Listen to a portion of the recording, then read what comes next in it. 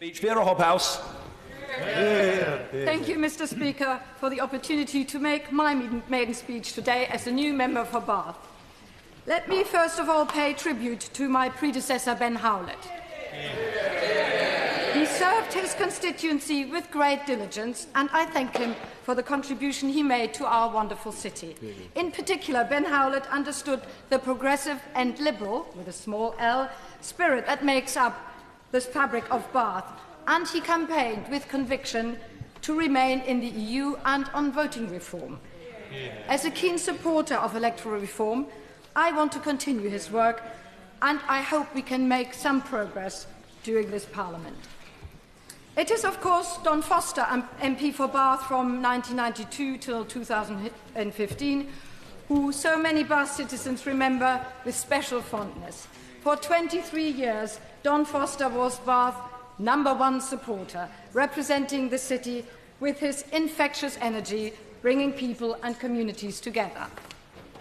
Today, the 29th of June, would have been my mother's 97th birthday. She was born in Hamburg into a half-Jewish family and experienced directly the persecution of the Nazi terror.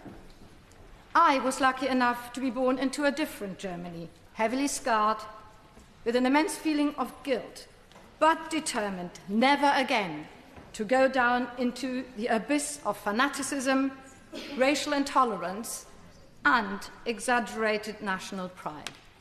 Mr. Speaker, it is testimony of the open-mindedness of the people of Bath that they have elected as their new MP a woman who is not British-born, and I feel deeply humbled and very honoured.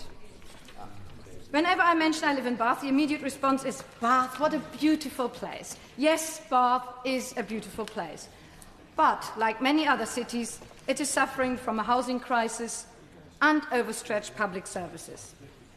In 2016, average house prices in Bath rose by more than £100 a day, making it almost impossible on an average income to rent a decent family home, let alone buy your own home.